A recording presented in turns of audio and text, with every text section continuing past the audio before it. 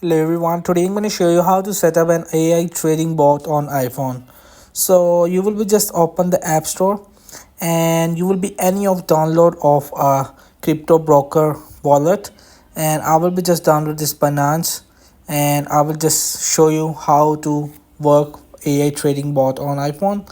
So simply you will just have to create your account or logged in, and we will move in this more, and for type you will just type it like trading bot. So here you will see this is the trading bot, and I want to just tap on the spot grid.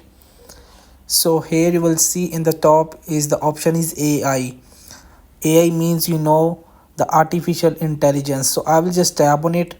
So from here this is the short term sideways and short to mid term sideways.